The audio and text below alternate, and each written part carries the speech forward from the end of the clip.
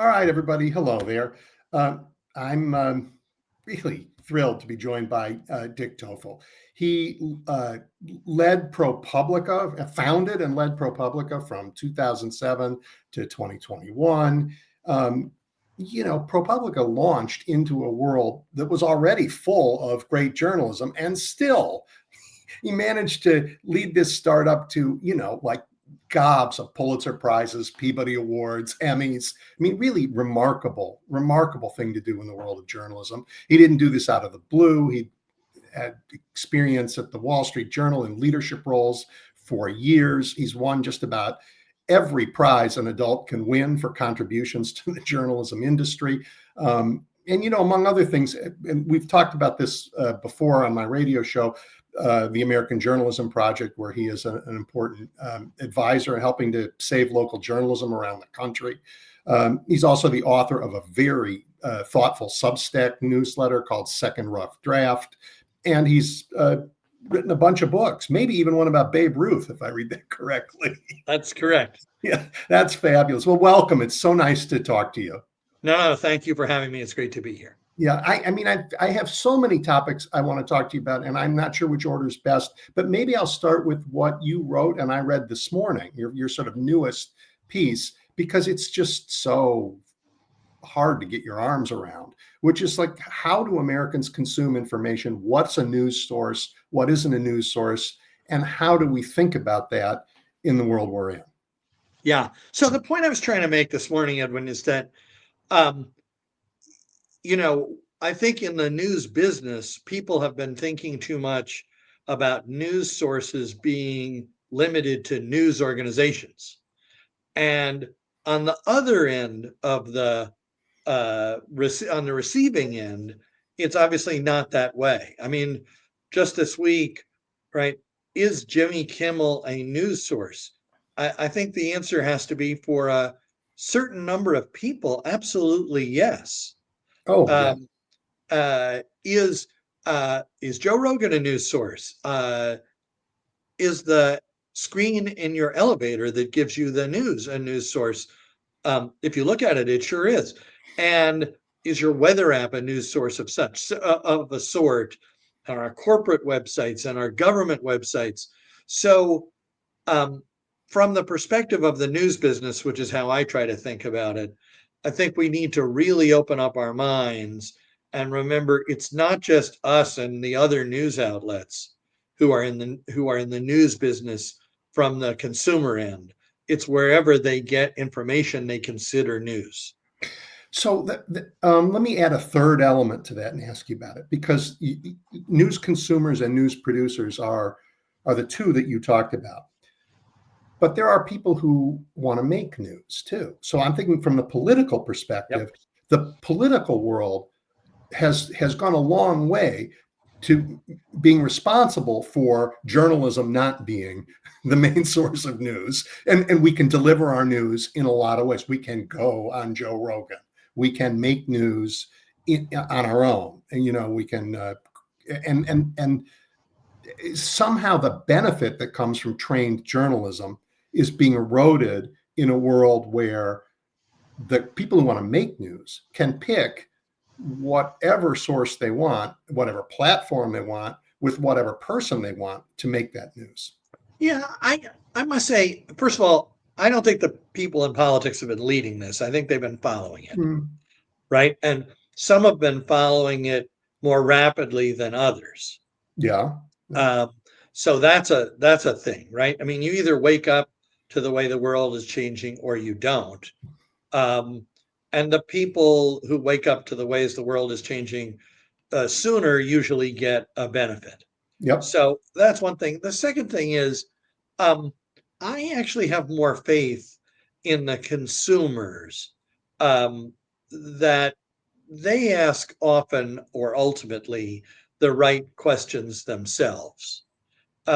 So yes, people in politics can pick ways to avoid traditional news outlets, but I'm not sure it's as effective as we sometimes convince ourselves it is. I mean, look, for instance, the president's approval ratings are pretty terrible, right? They are historically terrible.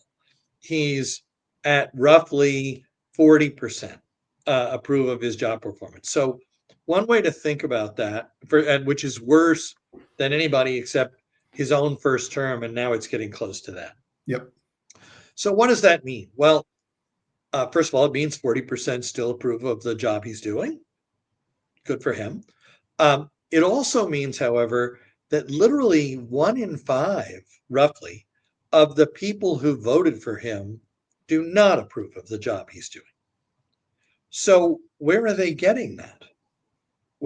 How are they forming an opinion that they don't approve of the job of the candidate for whom they voted is doing? And I think it is from the news broadly conceived. But is it broadly conceived to include the prices you see when you go to the grocery store and try and buy coffee? I Of mean, course. then any But, information here is informing their judgment.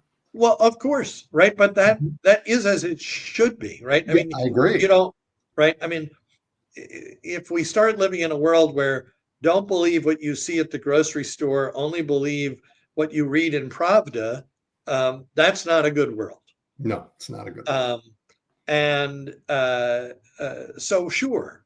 But I think a lot of it, when they in turn it into a judgment, a political judgment, Hmm. is informed by what people are consuming that they would regard as news. That's important. So let's talk about journalism and opinion journalism for a minute. Mhm. For years, newspapers published editorials and opinions, and I guess they did it because the publishers controlled the presses and the means to get their view out. But readers gave it credibility because they kind of assumed that at least the people writing it were reading the news, that they were consumers of good news and they were informed to make these judgments. I have a sense today that in some of the news outlets that exist in America, it's the reverse is true. That the news department reads the editorials and decides what assignment decisions to make, and I worry about that. Yeah, I'm sure there are outlets where that happens. I think that it doesn't happen at the good ones. And, I think one of the things that the internet broadly has produced are two very different phenomena with respect to the reporting of news and the provision of opinion. On the news side, the internet and everything that's come along with it has resulted in a significant contraction in the supply of news. There are fewer newspapers, there are fewer reporters, there's less original reporting being done. There's Sure. lots of statistics on this. I think it's broadly understood. But on the opinion side, it's actually completely different, right? The complete flattening of barriers to entry has led to an unbelievable proliferation in the provision of opinion. So, I mean, you mentioned my Substack. Um, I get to write this newsletter, which I offer to people for free. And one of the things that's sort of bizarre to me is more people actually read that than would read it if I placed it as a series of opinion columns in the leading journalism uh, sites in the country, or what remains of the leading journalism Yeah, magazines. I'm having the same experience on Substack. Right. Yep. Which is, it's bizarre. Um, I've literally never spent a dollar marketing it. Hmm. Um, but you have this enormous explosion of sources of opinion, and anybody can provide one. Well, I mean, but how do people then judge what to trust? I mean, back in the day, I mean, way back in the day, you walk out of the cave and there's a guy sitting in front and he says there's a tiger to the left and there's food to the right. And you got to decide whether you believe him, right? Right. Because it's a very important decision. You die if you go left, or maybe not if he's just making it up. How do people know who to trust? Well, I think first of all, mostly honestly, trial and error. Brands do make a difference, and Hmm. and to some extent, individuals and Other things are becoming brands increasingly, but recommendations. One of the things I also think the trust crisis, what people are often describe as the crisis in trust in news, is very badly understood. Um, to me, my favorite analogy about it is it's just the same as the Congress, which is to say, nobody trusts the Congress, right? You take polls, like 10% of the American people approve of the Congress. Maybe it's Sure, but they like their 15. own representative. Exactly, right? And and so this is the thing, right? Nobody likes the Congress. Nobody likes the Congress when it's run by the Republicans. Nobody likes it when it's run by the Democrats. When members of Congress run for reelection, they get reelected at rates over 90%. Yep. So do people trust the news? Much less than they used to. Do they trust the news they themselves choose to consume? I think actually even more than they would acknowledge. Well, if we are self-sorting, so the news we consume is just a feedback loop of confirmation bias, that would help people like it. I mean, maybe we are But better than I that. but I don't really honestly, I mean, I think people who consume a great deal of news and to Yeah, whom news is very salient do a certain amount of that. But I actually think that average people who don't care a great deal about the news and who yeah, do not consume a great deal of news, I don't think they are self-sorting yeah. in the same way. I mean, I think one of the very biggest disconnects in the country is the government is run by people on both sides, on all sides, who think that the world consists of everyone tuning into Fox News and CNN and MSNBC, when in actual America, almost no one statistically is doing any of that. Right. They certainly don't pay for news. Well, no, but it's not just paying for news. Cable television news is 90% of Americans are not watching, Yeah, that's right. That's right. right?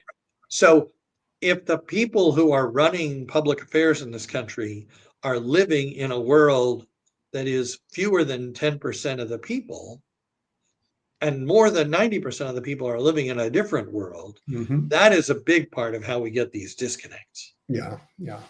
That's interesting. But that goes to what you were talking about earlier of the proliferation of news sources, these different sources, because people do get news. They just get Yeah. it in their own way. No, no, that's absolutely right. Absolutely right. Yeah. Well, all right. So this is an odd time for journalism. Would you call this a dangerous time for journalism?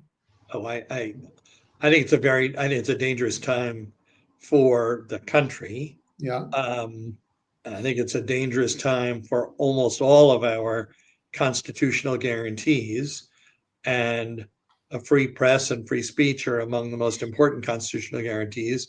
So yes, I think it's a dangerous time for them. I mean, I hear people, I'm in Illinois. I hear people talking about Elijah Lovejoy, right? He was right. For those of you who don't know, Elijah Lovejoy was a anti-slavery advocate, and he published anti-slavery uh, Newspaper. articles and journalism. And in the 1830s, a mob threw his press in the river and murdered him. I mean, are we like in that period of rancor? No, at least not yet. Yeah, Um, and obviously, one hopes we're not headed in that direction. But when the chairman of the FCC does his best mafia impression, um, literally, we can do this the hard way or the easy way. Um, that's a really frightening moment when terrible. the right. I want Um, to ask you a question just about that, and we'll get back to the yeah, rest of the answer. So, to go back to connect that to your first comment, so Jimmy Kimmel comes back on the air, and he has Robert De Niro play the FCC chairman in his mafia acting role. So this insight that you have, Jimmy Kimmel also had, and made a point of. I mean, so Americans who watched that, and there were a lot, because it was get exactly this point. And it goes to like, how does reality get into our heads? It's interesting. Yeah. No, and in that sense, I think that, it's only Thursday, but so far this week has been a pretty good week for the free press. Hmm.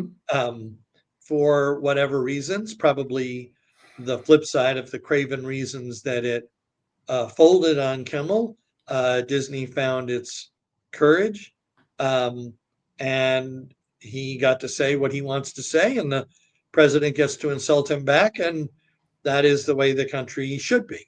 Yeah. And Uh, your former home, the Wall Street Journal, has stood up to a presidential attack. I think is moving to dismiss his lawsuit there. right. Yeah. That's right. And Trump is now the first, second, and third president to sue for libel while in office. Hmm. Um, he's 0 for 2, and he'll shortly be 0 for 3 in those lawsuits. I really recommend to anybody who's really interested in the law the opinion last week dismissing his lawsuit against the New York Times, um, literally as just facially ridiculous. The judge said, I read this complaint. We have rules in this country for filing complaints. You don't understand them. Yeah. I'm giving you 28 days to just try again. Yeah. With fewer Um, pages. right. If you were the lawyer who signed that complaint, which you are required to do in federal court, Hmm. you should be humiliated. Yeah. Well, that Trump asks people who work for him to humiliate themselves. That's part of what he does, I guess. Um, hey, I'm going to ask you a ProPublica question. I mean, it's going back a Yeah, way. understanding that number one, you were very generous at the beginning, but Paul Steiger was actually the founder of ProPublica, and second, none of us did it alone. Well, of I course. ran the business there for 14 years, but Yep. I did not do it alone, and in fact, I did it far less than alone. I'm not a journalist, but so I'm happy to answer a question. But I retired 4 years ago, but I'm very proud of the place, and I still have a lot of friends there, and I read them closely. So shoot. Yep. And by the way, I empathize. I ran the Chicago Sun-Times, and I'm not a journalist. There's a challenge to that. It's a wonderful one, but it's a challenge. So I just want to ask about its founding. Like, what was the need you guys saw in a world that wasn't as dangerous for journalism as today? There was more of it than there is today. How did you find a new niche that needed to be filled? That you Yeah. proved needed to be filled? Well, first of all, in fairness, it started with the lead funders. There was a couple named Herb and Marion Sandler who had made an enormous amount of money and were active philanthropists, but then they Mhm. sold their bank for $25 billion, a decent chunk of which came to them, and decided to spend the rest of their lives being full-time philanthropists. They're both passed away now, but they did spend the rest of their lives as full-time philanthropists. And one of the things they wanted to do, they sensed, and this is in 2006 and 7, that the business crisis of the press, which was really just beginning, but which was clearly beginning, that some of us saw, including them, was going to significantly pressure investigative reporting, especially because it is expensive and time consuming. Yes. Yes. Um, and because it heavily depended on local newspapers around the country who were the people who were feeling the pressure The most most. intensely. I'm familiar with that. Yeah. Right. Um, so they ran around the country and talked to people and said, we want to spend a lot of money on investigative journalism. What's the most effective thing to do? And Paul Steiger, who was about to retire as managing editor of the Wall Street Journal, said to them, if I were you, I think things have changed enough that you could form your own newsroom, publish directly online, and you could get actual readership for your stories by publishing the big ones in exclusive partnership with existing news I organizations. see. I see. So And that was really the breakthrough yeah, idea, yeah, that makes a lot of sense. right? That makes Nobody, I mean, that happens all the time now, hmm. but in It was new. 2007, no one had ever done that. Yeah, yeah, and to be fair, journalists are by nature not cooperative. The history is like, it's my scoop, and don't you get in the way. So it was pioneering. Yeah, Less so now. one of my favorite moments in that regard. So we gave the story of the creation of ProPublica to the New York Times because we could, right? And there's a quote in the announcement story from Bill Keller, who was then Hmm. the executive editor of the New York Times, saying, "I know these guys; they're nice guys and responsible, and maybe we'll work with them someday." Yeah. Um, Uh, long story short, uh, within a couple of years, first ProPublica had won a Pulitzer Prize working with the New York Times when it was still run by Bill Keller. hmm. And 5 years later, Bill Keller ended up in the nonprofit news business as the founding editor of the Marshall Project. Yep. And we did another big project and jointly published with them and won another Pulitzer Prize. Yep. So people came all the way around in a way that was pretty heartening and sort of funny. Well, I mean, the biggest takeaway for me that I love is that great journalism finds a way. Even in a world that is quick to uh, sue for libel when the truth comes out. The truth comes out, and people who do the work to dig it out, I think that there is always going to be an appetite for that. One hopes, One hopes. and one hopes that people will continue to be permitted to dig it out. Yeah. All right. Well, on that score, what's wrong with CBS? The idea that Barry Weiss would run CBS. So, you know, I think the idea that maybe Barry Weiss should have a senior job at CBS, I think the idea, although, they haven't explained it publicly, is that she's a centrist. And, she seems to be more or less in the current American context, a centrist. The problem is it's not a job for someone on the left or someone on the right or in the center. She is an opinion journalist. CBS is a news organization, not an opinion organization. Unlike many newspapers, there's almost no opinion content on CBS. That's It's true. as if it's as if in the old days, when we were kids, somebody had said, "I'm going to make Eric Severide the president of CBS News," when he was doing a 1 minute opinion thing on the evening news with Walter Cronkite. Yep. That would have been ridiculous. And, and I said in my column, it's just like a generation ago, you had said, "We're going to make Bill Buckley, who's the editor of the National Review, the head of CBS News, or we're going to make Victor Navasky on the left, who was the editor of The Nation, the head Hmm. of CBS News." I mean, I knew Victor Navasky. I didn't know William F. Buckley Jr. personally, but they were both interesting journalists. Neither of them were remotely qualified for that job. Barry Weiss has never really been a news reporter. She is an opinion journalist. Hmm. If you want to turn CBS News into Substack, then she's a great choice. Yeah. I mean, look, all the opinion journalism that's out there relies on actual journalists to come up with the stories about which we all have opinions. You can't you can't have a fire with no wood. I mean, it's Right. yeah. That's exactly. And so that to me is the problem. Is it and unfortunately what that suggests, I mean, I certainly understand why she would sell her company for $150 million to Larry Ellison. Sure. Um, Particularly what when I it doesn't don't have un- much revenue. Yeah, it's a good right, deal what for I don't understand is why the Ellisons would think that of all the journalists in America, an opinion journalist is the person who runs CBS News, any opinion journalist. her. Yeah. And I don't think that it makes any more sense. I mean, I get not picking someone on the right, left or someone on the right, but I don't think, frankly, it makes any more sense to pick someone in the center. That's a very because you want to feature journalism. And so where does the news monitor fit into all of this that they have agreed to put in their newsroom? Well, I mean, first of all, I don't know, right? Because the news monitor, interestingly, news organizations that have ombuds people, Hmm. um, almost always, I mean, I think NPR has one these days, and PBS has one, and some newspapers around the country still have one. Um, those people get to publish directly to the readers, viewers, listeners. Um, in the CBS case, and when the New York Times had an ombudsman, when the Washington Post had one, they get to publish Right. directly. Right? Their discussion was public. Yep. Yeah, they were the reader representative. The readers could complain, and the Yep. person could then say, "I'm the internal critic." Okay.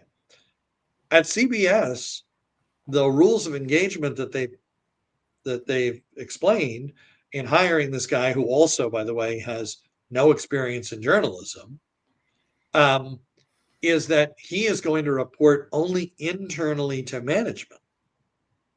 So we have no idea what his advice is going to be. He's not the reader representative unless he chooses to be. We'll never know if he is.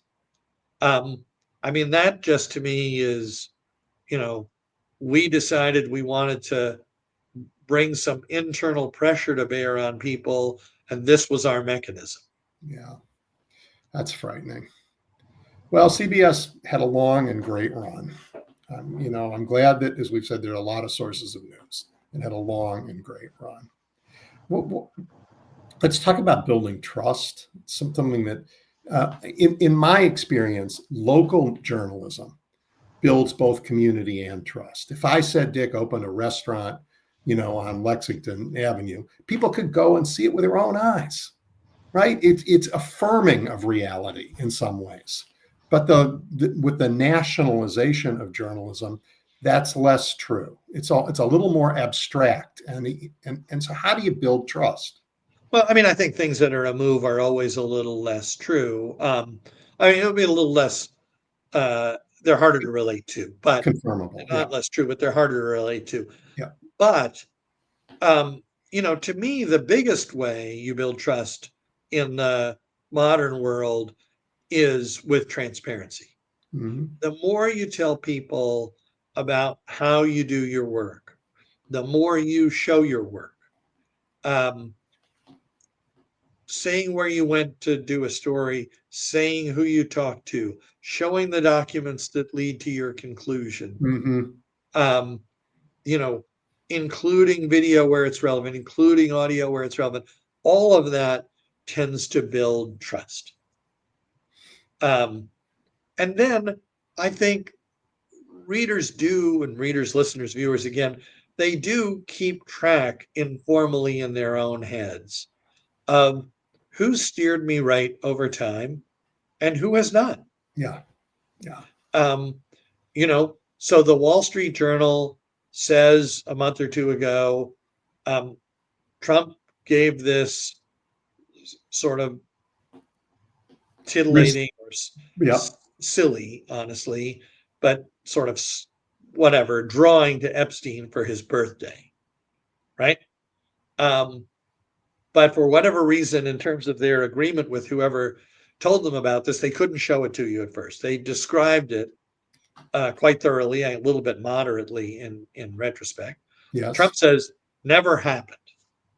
Well, then it comes out in official filings released by the government. Well, actually, it seems to have happened. We now have a picture of it. It is exactly as described. It's actually a little more gross than it was Yep. described Yep. originally. He's sued them. Uh, as you indicated earlier, that lawsuit is very soon, I think, going to be dismissed Yep. as ridiculous. You should learn from that. I think that Donald Trump at least sometimes lies, and the Wall Street Journal at least sometimes carefully tells you the truth. Yeah. I think you would be, if that's not a lesson you've learned by now, you've been asleep for 20 years. Well, Yeah, but I agree with but, you. It's but confirming of who you should trust. right. Yeah. Yeah. Released not by the government. I think this was released by the estate of Jeffrey Epstein. Right, but I thought through a congressional committee. I thought in Yes. response to a subpoena. Yeah, absolutely right. That's right. But I'm saying the government has its own documents that it hasn't released. Well, the executive branch has not released any documents. The Right. legislative branch has been quite forthcoming, actually, about this. It's the That's right. executive branch that's still stonewalling. Um, I'm just thinking about like the Pentagon now says, right, you can't get a press pass unless you report the things we say you can report. Well, And it's worse than that. It's worse than that. I mean, just so people understand the details, I'm actually going to, I think, write about this in the next good. couple of weeks. Yep. The Pentagon has said, we want you to sign an agreement um, if you want to be admitted to this building, right, Yep. which is the largest office building in the country, um, paid for and maintained with literally billions of taxpayer dollars. Right.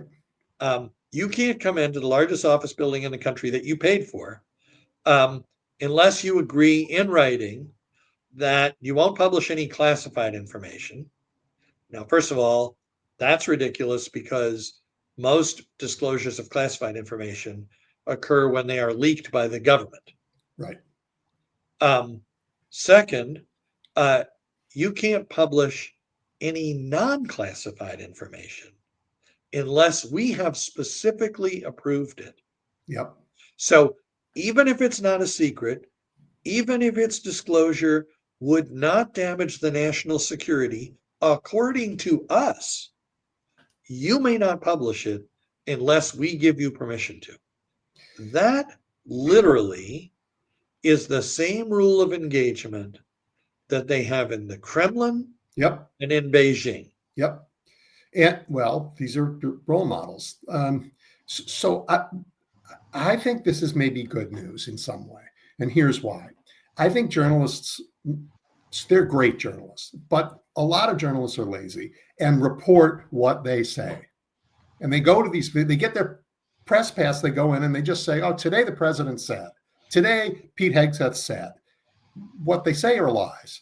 If they don't, this way, real journalists are going to report and they're going to work really hard to get sources, to get information, and they're going to still find the truth despite this ban. And they might have to work Well, harder to I get mean, it, I but hope they so. won't report the lies. I hope so. I mean, I hope that the response to this is going to be, we're not signing your stupid agreement. Absolutely. And if you want to play the game this way, we just won't go into your office building, notwithstanding that we pay for it. Yep. And we'll do our work from outside the building. Yeah, I mean, they'll get people who will sign and go in, but right now in the White House press briefings, the room is filled with people who ask questions like, "Sir, who's the great tailor who made your suit?" I mean, there's going to be that, but I don't think Americans are fooled. I do hope, though, that the press is going to resist on this. I continue to think that a big mistake was made when the Associated Press's access to the pools in the White House was limited back in February, Mm-hmm. that the rest of the press did not object to that. That, just to remind people, was done because the president insists that what everyone else in America calls the Gulf of Mexico must be called the Gulf of America. Yep. Okay, I mean, he can call it whatever he wants. I assume he'll soon be renaming things after himself, and he's already starting to name aspects of the government after himself. But in any event, he's allowed to call it that. He's not allowed to insist everyone else call it that. Yeah. And just so folks understand what's going on here, that's what's called the style book of the Associated Press. They have rules, and they actually are the leading style book in American journalism. And they sort of decide what gets capitalized and what gets spelled with an O and what gets spelled with an OU and all that kind of silly stuff. The president's trying to write those rules himself. Just so people understand, this is as if somebody else came into the White House and said, I insist you all put your pronouns in your bylines. And if you won't, you can't come in here. Yeah. It's really That would be unbelievably offensive and deeply wrong. it's government censorship fully. and not just censorship in the sense of what you can't say, but what you must say, or government propaganda and censorship fully. Yeah. Well, Dick, we're out of time. I'm so grateful that you spent your morning with me and us, and it's terrific to meet you. Edwin, great to meet you as well. Thank you so much for having me. You bet. Take care. Bye.